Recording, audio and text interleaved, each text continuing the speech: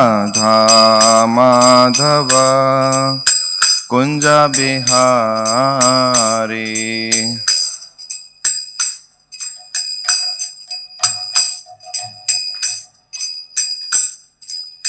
गोपी जना वल्लभा गिरिवरधारी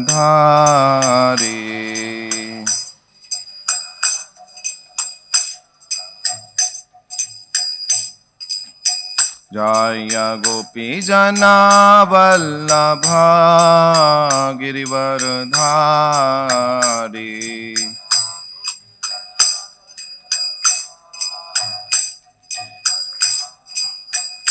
जयो यशोदानंदन ब्रज जन रंजन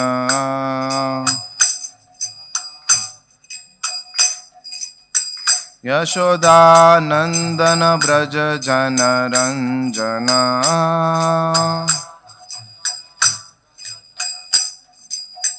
यशोदानंदन ब्रज जन रंजन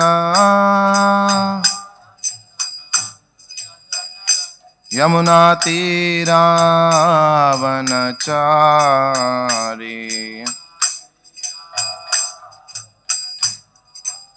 यमुना तीरावनचारी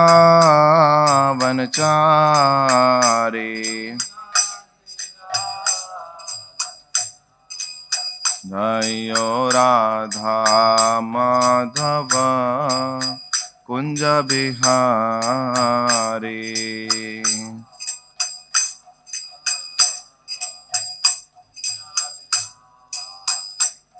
जय श्री कृष्ण चैतन्य प्रभु नित्यानंद श्री अद्वैत गदाधर श्रीवासादि गौर भक्तवृंद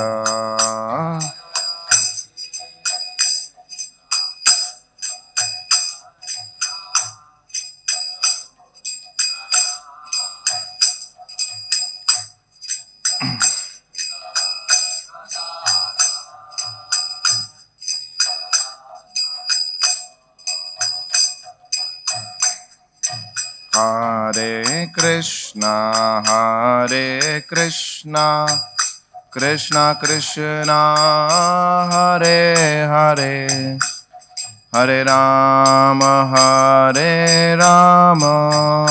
Rama Rama Hare Hare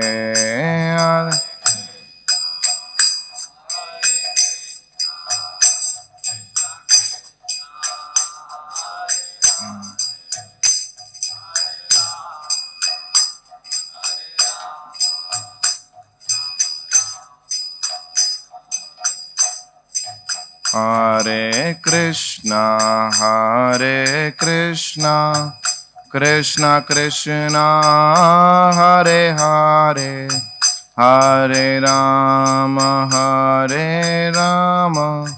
Rama Rama Hare Hare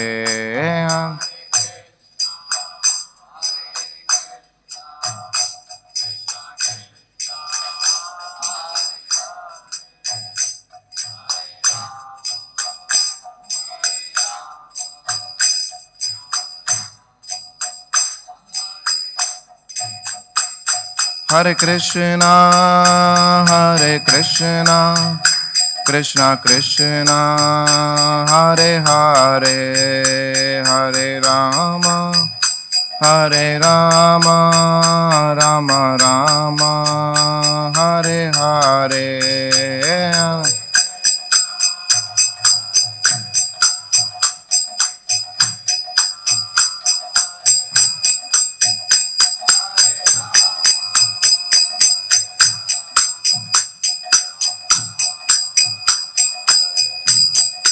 Jayo Prabhupada Jayo Prabhupada Jayo Prabhupada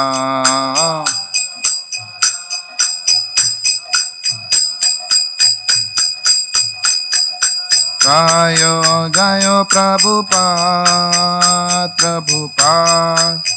Prabhupada Jaya Jaya Prabhupada.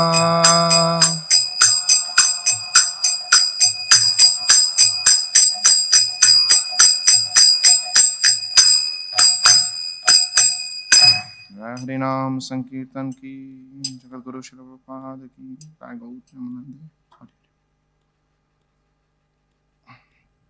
Om Namo Bhagavate Vasudevaya. Om Namo Bhagavate Vasudevaya. Om Namo Bhagavate Vasudevaya.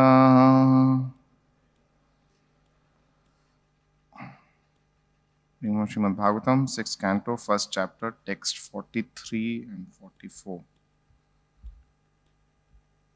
Etai, by all these witnesses beginning from the sun god. Adharma, deviation from the regulative principles. Vigyata is known. Sthanam, the proper place. Dandasya, of punishment.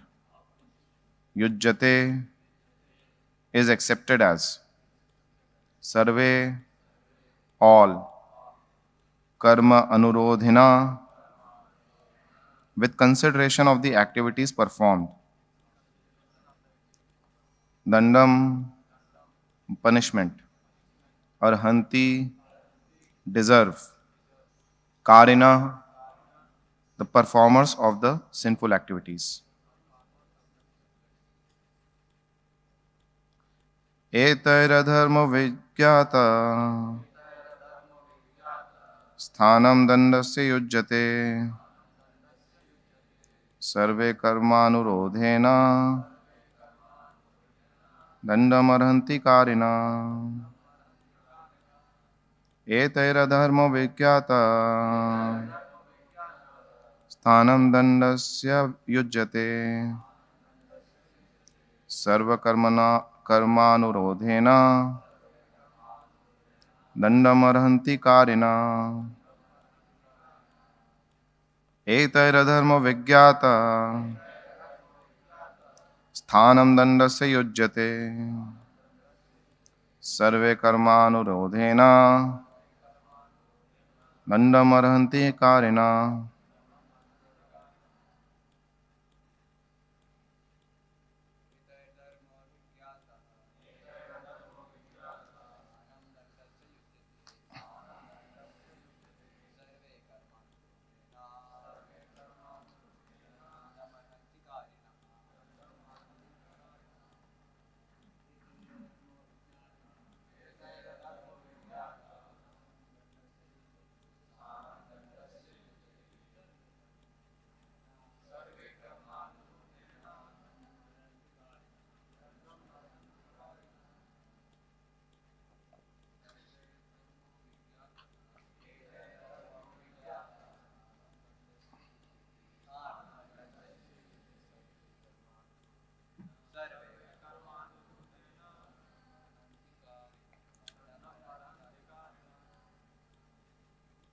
Mataji's.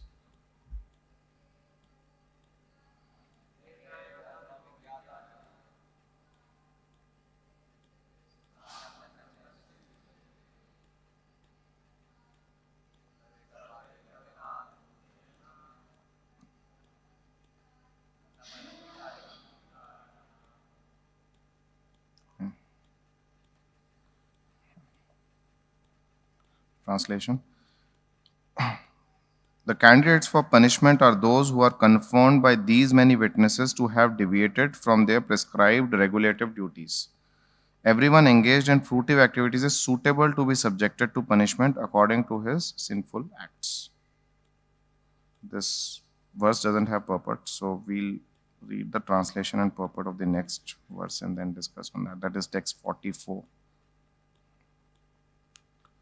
And the other translation says, O inhabitants of Vaikuntha, you are sinless, but those within this material world are all karmis, whether acting piously or impiously. Both kinds of action are possible for them because they are contaminated by the three modes of nature. and must act accordingly. One who has accepted a material body cannot be inactive, and sinful action is inevitable for one acting under the modes of material nature. Therefore, all the living entities within this material world are punishable. Purport. By His Divine Grace, A.C. Bhaktivinoda Swami Srila Prabhupada ki. The difference between human beings and non-human beings is that a human is supposed to act according to the direction of the Vedas. Unfortunately, men manufacture their own ways of acting without reference to the Vedas. Therefore, all of them commit sinful actions and are punishable.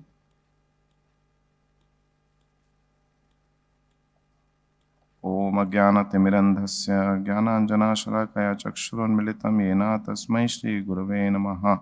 Namam Vishnupadaya Krishna Prishtaya Bhutale Srimate Bhaktivedanta Swaminiti Namine. Namaste Saraswate Deve Gaurvani Pracharane Nirvishesha Shunyavadi Paschatya Deshadarane. Jai Shri Krishna Chaitanya Prabhu Nityananda Shri Advait Gadadhar Shivasadi Gaur Bhakta Vrinda. Hare Krishna Krishna Krishna Hare Hare Hare Ram Ram Ram Hare Hare. Mukam karoti vachalam pangum langayate girim yat kripatam vande Shri Gurutintarnam Paramanand Madhavam Shri Chaitanya Ishwaram.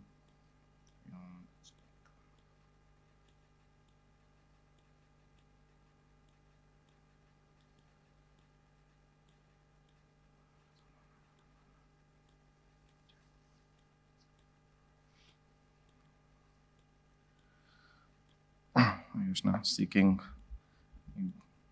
blessings of all the Vaishnavas here to discuss on this verse which comes in the history of the life of Ajamil. So, this is a very, this is sixth canto going on, and we know sixth canto comes after the fifth canto, which describes about the resultant reactions of the sinful activities. No, the hellish planets were being described. So one may obviously think that, no, let us act piously to avoid the hellish planets which are being described. But then it starts with the Ajamil, a story with a twist, that a person who has acted so piously. And this verse also indicates more or less the same thing what happened in the life of Ajamil, that while he acted piously, but the modes were also active while he was also active, and because of the association of the lower modes of nature, he was being carried away and eventually ended up doing a lot of sinful activities. So being pious is also not a solution, because that will also is ultimately at the platform of I am this body, and it is not acting on the platform of the eternity, the level of soul. And thus we see that how Ajamil is being, and now the dialogue is going on between the Vishnu Dutas and Yamadutas. So Vishnu Dutas have posed some questions to Yamadutas. And the first question what they posed was that what is dharma and what is adharma? To which they are responding, and now they're going to talk of punishment and everything. And their point is that everybody is almost subjected to punishment in this world. Why? Because there is association with the three gunas constantly. That's a constant companion of every living entity. So one cannot say, oh, he is a pious person, so he acted piously throughout the life. No, Bhagavad Gita also says the modes continue to fight with each other to take control of the living entity. So it is not possible that anybody stayed in goodness throughout one's life. It is not possible. There will be instances that one comes down, because obviously it is on the level of, since it's on the level of body, yes, probably a better level of ignorance, but then ignorance at the end of the day. Better darkness, but darkness at the end of the day. So darkness cannot kill darkness, so it has to be light. So therefore, this association with gunas is going to do two things.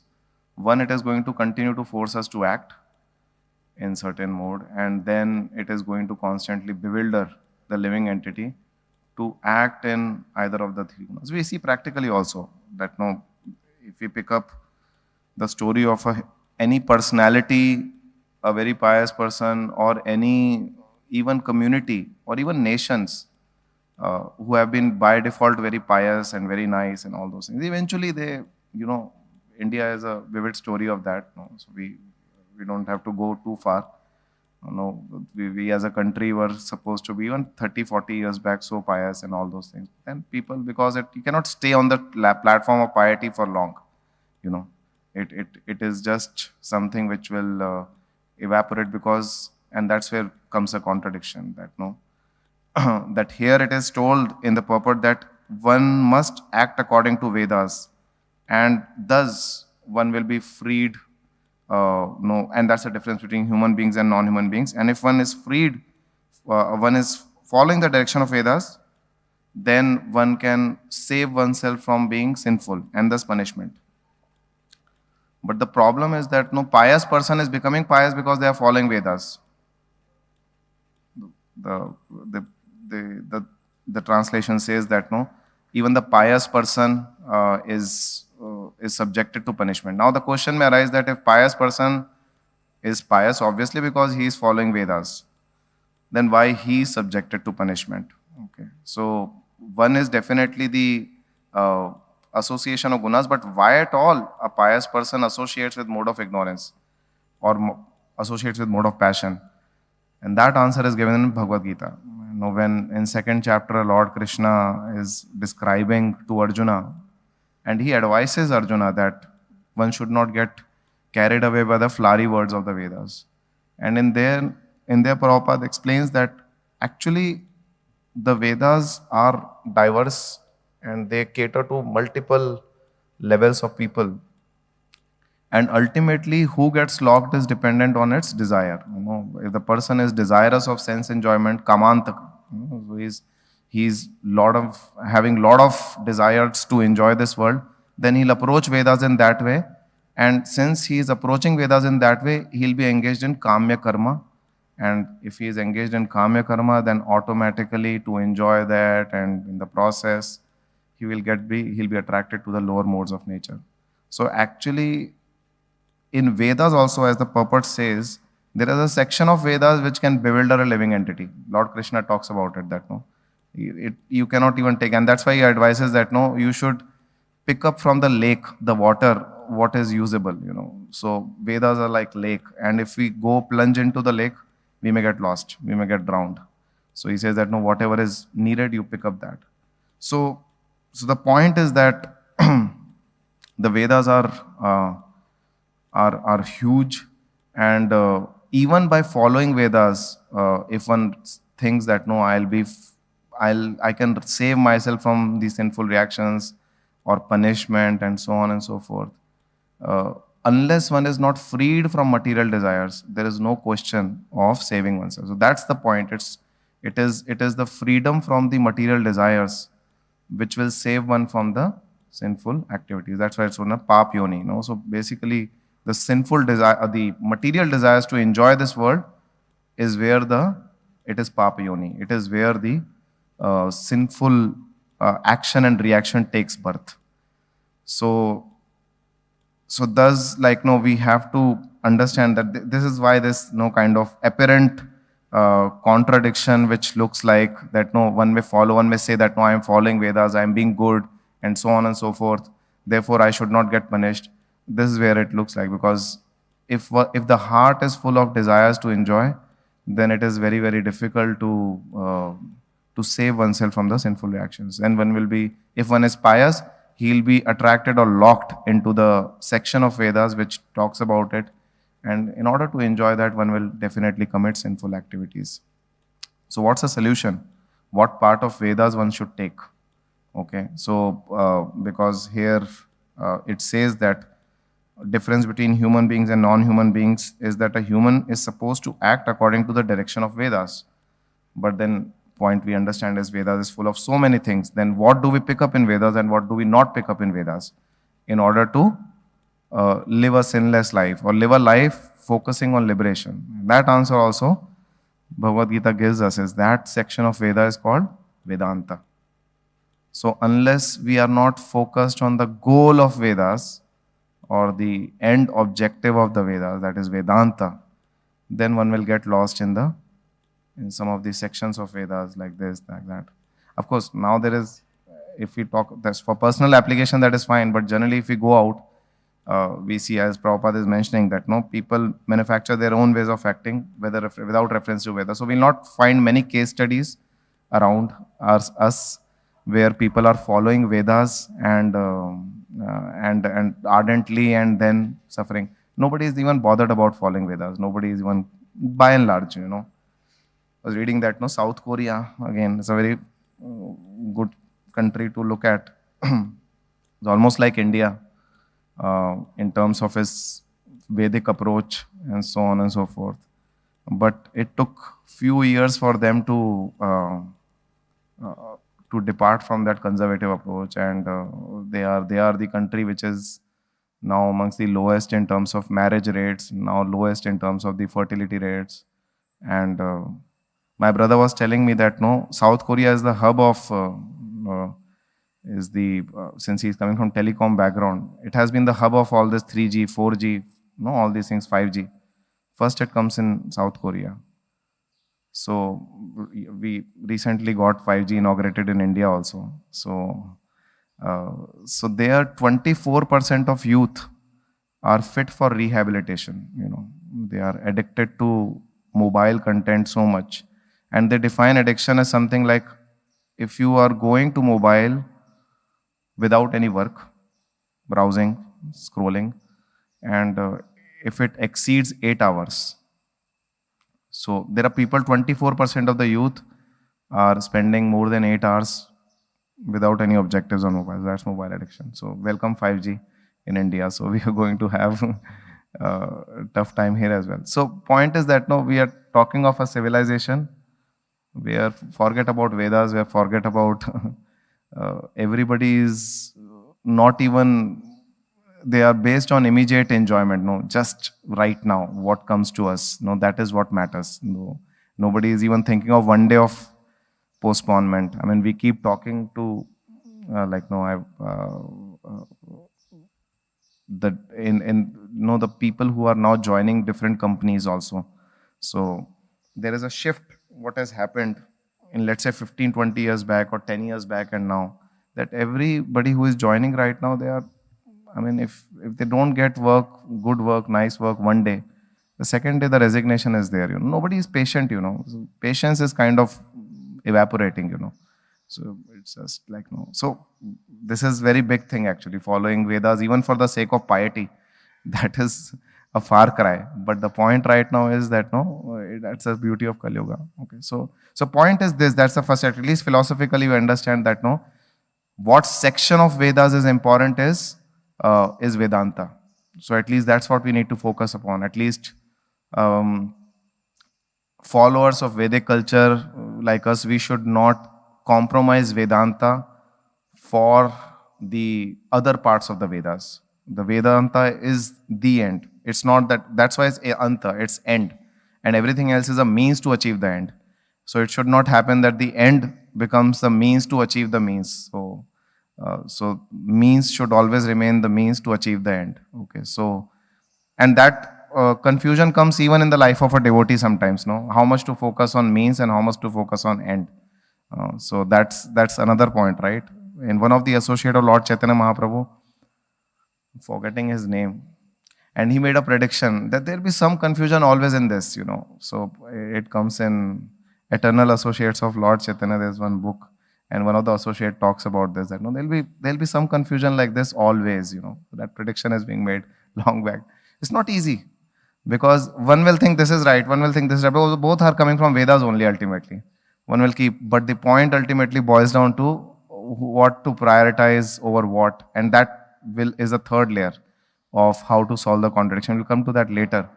But this is not going to be an easy riddle to solve. What is means and what is the end? Okay, we see that sometimes we we prioritize certain things in our life or neglect certain things in our life thinking it is mundane.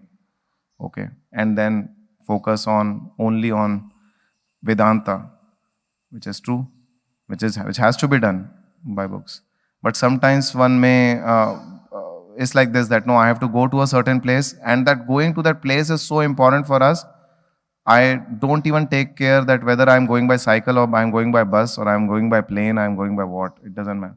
Going to that place is definitely important, but then means is suitable to what we can take. Okay, so therefore that also becomes not equally important, but it is important for us, for our condition to ensure that we reach that goal. Okay, so that's where it is. So we see that no, we also keep going in extremes from that perspective. We see that sometimes we think means is not important. Just like one of the sampradaya, they thought that let Krishna come next, Varnashram is first, So that is one of the sampradaya, they thought that no, let's handle Varnashram, Krishna will come later. Okay, so sometimes this will become prominent, sometimes forget about everything else and it is just Krishna. Then also it becomes, we see that that leads to certain problems and certain things. So that balance of how much to use the means to achieve the end is a very, very delicate and difficult balance. Actually, it is it's very bewildering, it's very difficult. In one sense, it is very impossible to sometimes delineate it always. Very, very impossible. So, and that is where the third layer of this solving this contradiction comes. So first we discussed is that Vedas are talking of why people end up doing sinful activities is because of the association of three modes, and Vedas also talk of the matter which is in three modes, and that's why Krishna advises that this is also in three gunas and rise above this, Arjuna. So there is definitely matter in Vedas which is talking about three modes, and unless one is not freed from material desire, one will get locked in those matters. And then we talked about the second layer, the understanding and acceptance of Vedanta section of the Vedas. That is the most important route which we need to catch on. Otherwise, we'll get bewildered. So that's the second layer, that always understanding that the Vedanta is important. That's the part of the lake which we need to take and consume. Now the third point is even this Vedanta and the other sections become confusing. Okay, like Rupa Goswami says that it's very difficult to to reject something material without understanding its connection with Krishna is also a problem, right? Similarly, Bhaktivinoda Thakur says that insensitivity to pious thing is also can be one of the obstacles. So like this, and then someone may think that so piety I have to give up, then okay, fine, then this, then that. So how to solve this riddle of Vedanta and the section of Vedas which we inevitably have to use? And that's where Lord Krishna's advice comes in 15.15. Sarvasya chaham hridayasannavishtu. Lord says that actually I am Vedanta. So I am the one which is the end of Vedas. Okay. And Baldev Vidyabhushan, in that explanation, he mentions that that Lord can put living entities in ignorance, which he is doing through the modes. And it is only Lord who can liberate from this bondage.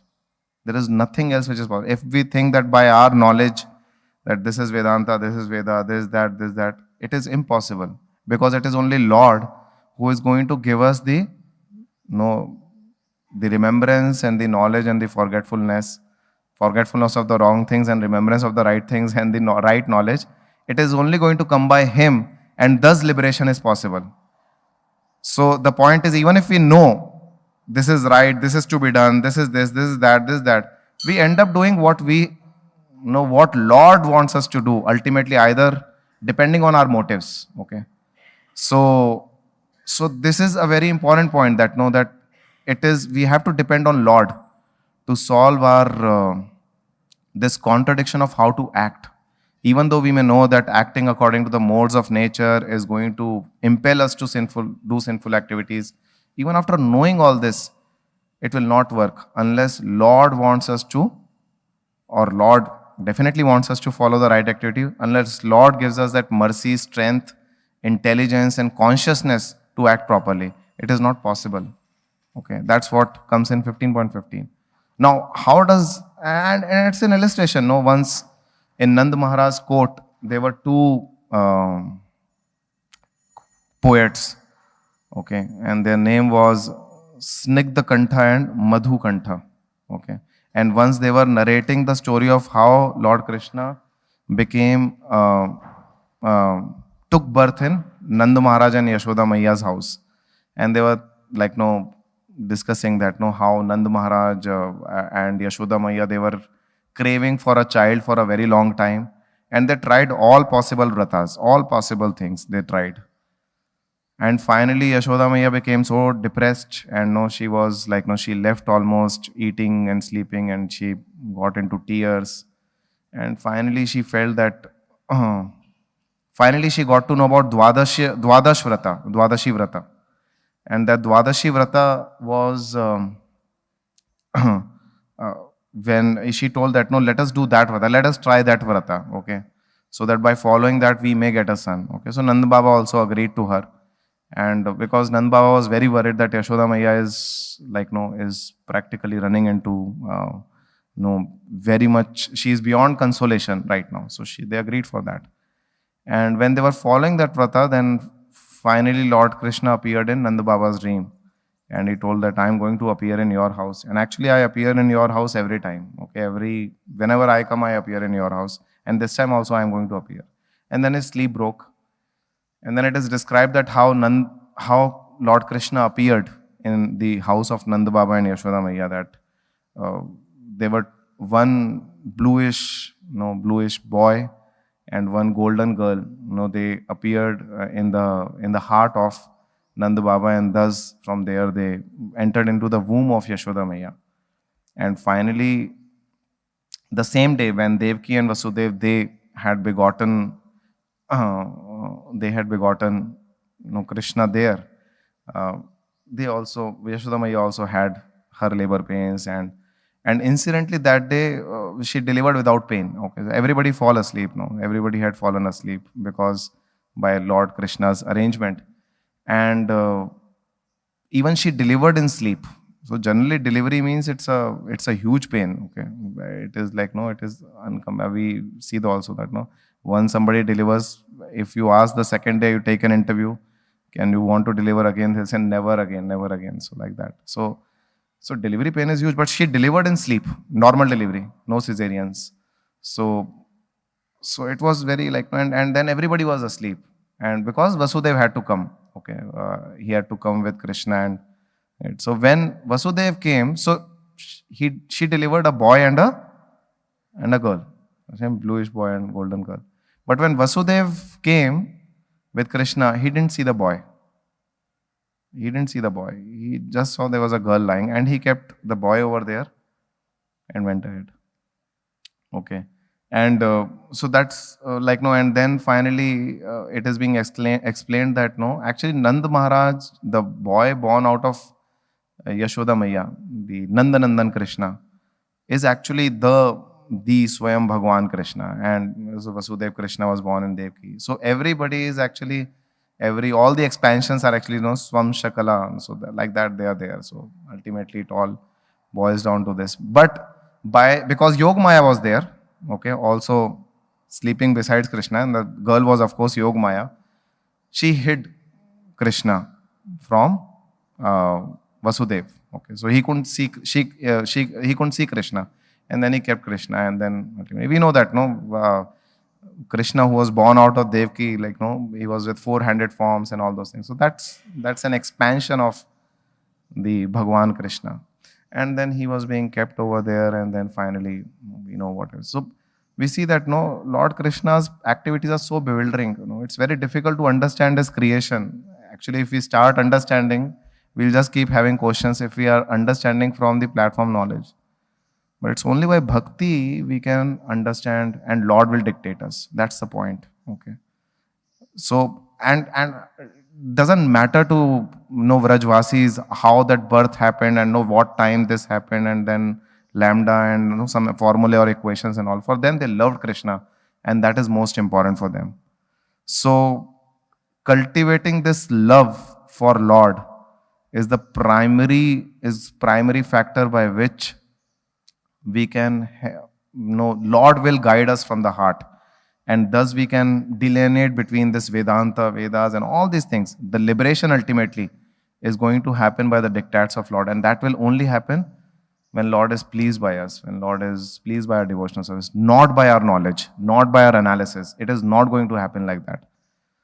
And in this age, definitely we are hearing that what Vedas, what piety, nothing. So therefore Lord Krishna, Vishnu Devta is also going to talk about it, that the holy name is reservoir of everything. So Lord will also bewilder, but holy name is so merciful.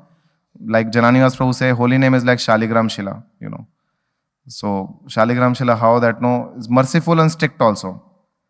So Lord Krishna may be not so straightforward, but holy name is very straightforward, So if we are taking it seriously, so holy name also responds. If you're not taking it, so it becomes strict, shows some reaction and all those things. But when we start taking seriously, fine. Very immediately, no response. So holy name is very straightforward, very simple.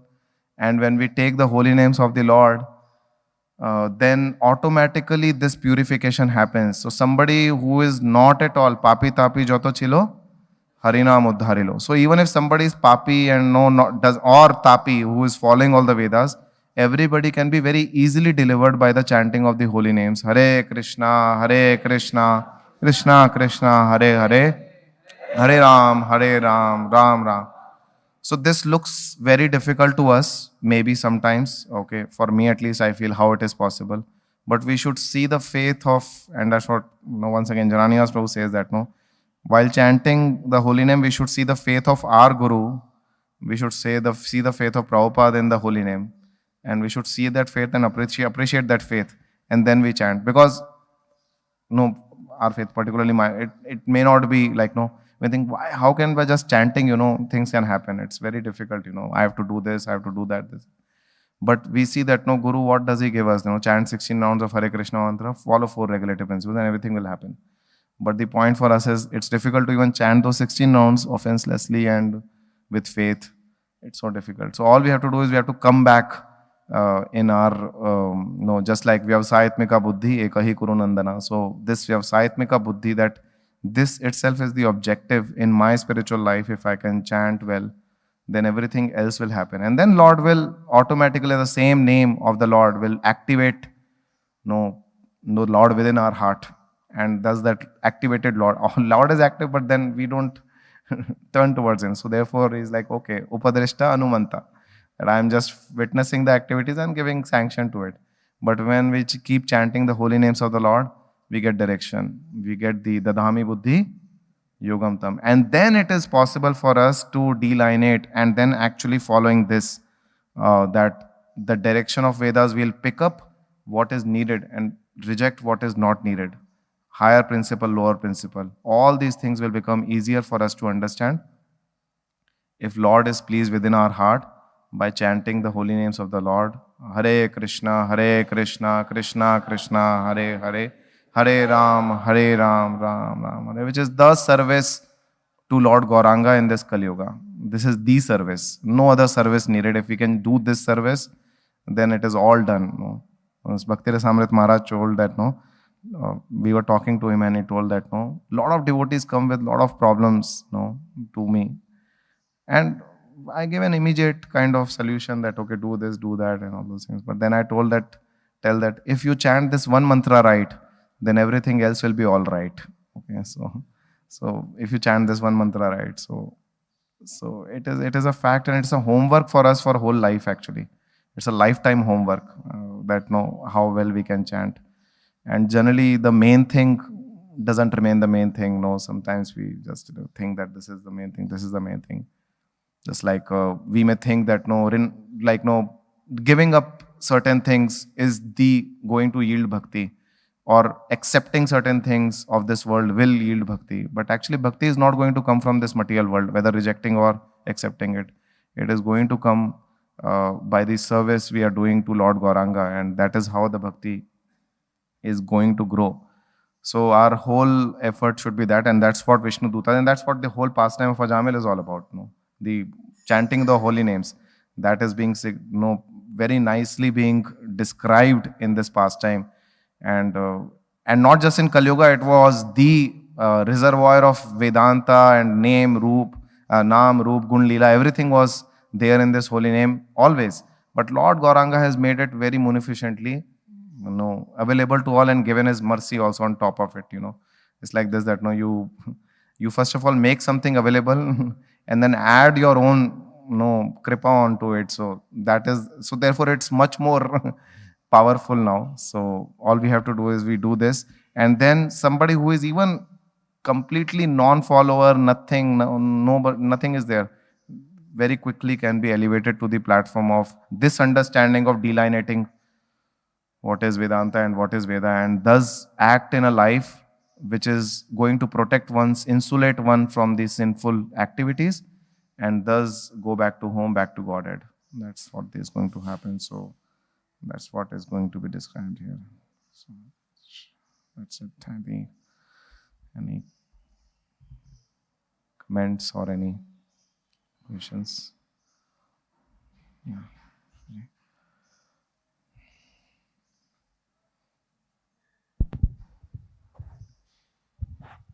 Hare Krishna, Prabhuji. A small clarification, I just wanted to check if I understood rightly. When you were saying that someone like Vedas, Karma Kandi, he goes to Vedas for sense gratification, but ends up in sin. So you meant by this like he's doing scripturally, but he get too much engrossed. Because he's doing at last sense gratification only, so he do some sinful activities, but Vedas are not, the prescribed activities doing in the Vedas itself are not sinful. Yes, definitely. It is not that. But the point is that what will that pious person do with the results which comes? He'll ultimately enjoy. So there'll be forgetfulness, right? There'll be ignorance of the reality, and then one will get into the enjoyment and all those things. So point is that not everybody stays in that consciousness of following authority throughout one's life, right?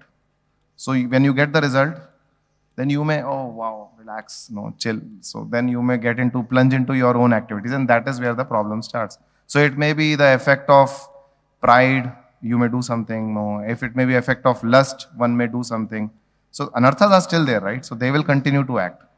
We have used Vedic processes to achieve something, but because we don't know how to use that result in our life, we may end up doing sinful activities. That's how it is.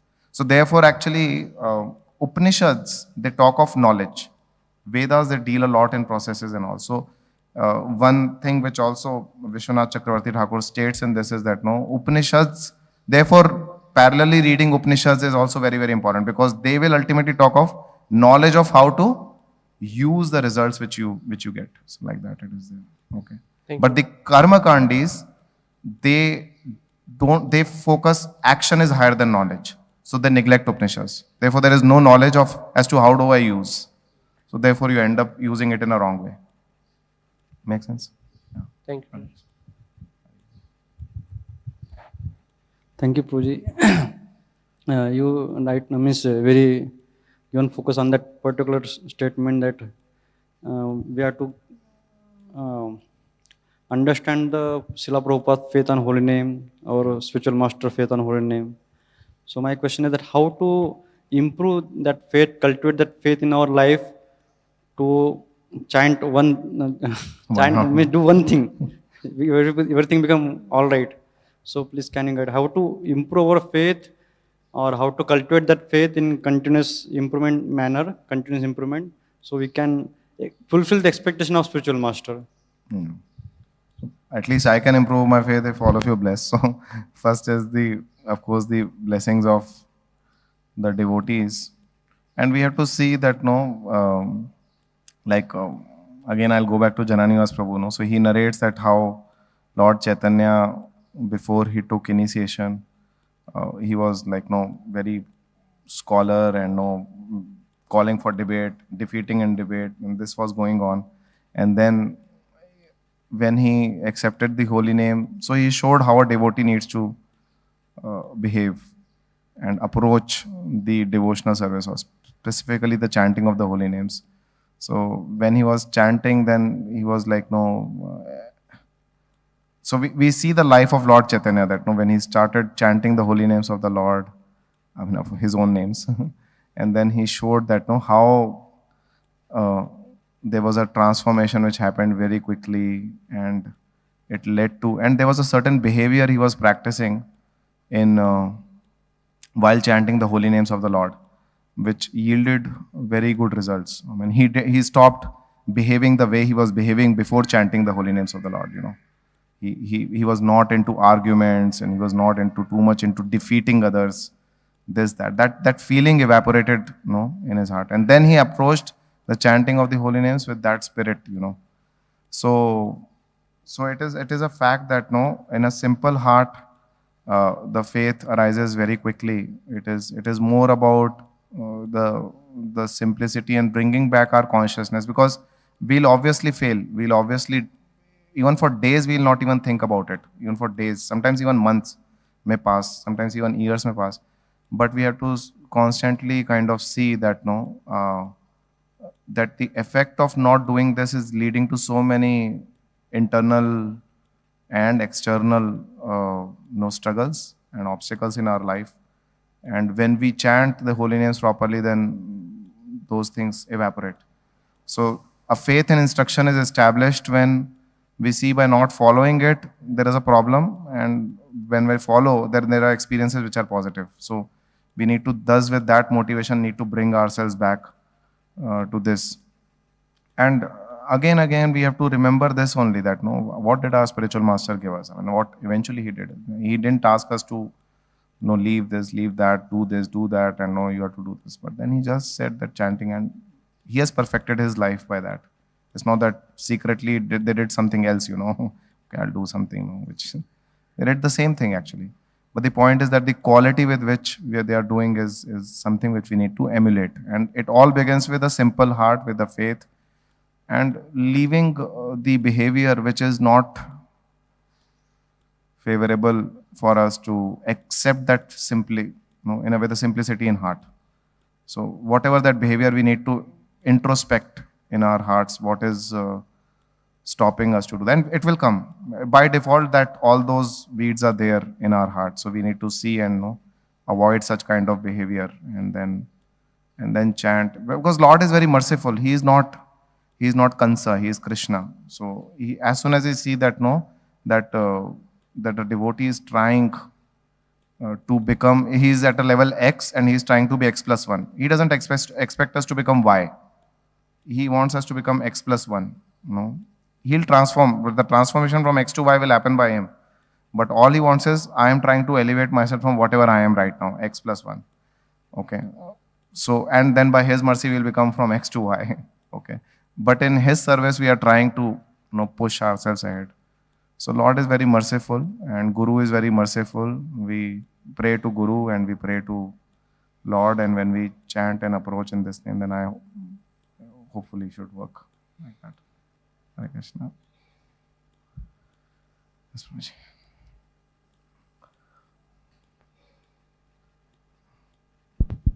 Hare Krishna, Prabhu. As you told that Karma Kandis focus action more than knowledge. So I got one question, that in Gita, Prabhupada writes that all sacrifices are meant to acquire knowledge. How to understand this? Yeah, so action, Baldev Vidyabhushan describes it. He says that action is like a, that rice grain which comes, So you have to empty the husk has to be removed, and then the rice grain comes. Similarly, action, the actual fruit of action is knowledge. See, even if you go to, typically if you apply for, if you apply for a job, you write in a CV, right? What do they check? Knowledge, wisdom, right? So the fruit of knowledge, action is actually knowledge. Now that knowledge may be spiritual or maybe anything else, but it's actually the wisdom which we get from that knowledge. Ideally, the knowledge which should come from the action is that, we talk of Atmagyan, okay, only when but then we have to act in that knowledge to realize that knowledge. But definitely action leads to knowledge. There is fire, I put my hand, fire burns.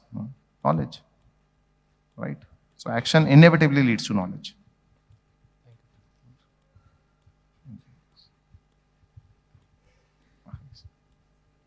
Okay, sure. Anything else? Time is up, so we'll end up here. So, Srila Prabhupada ki Jai. Gaur Premanande. Hare Hare Bol.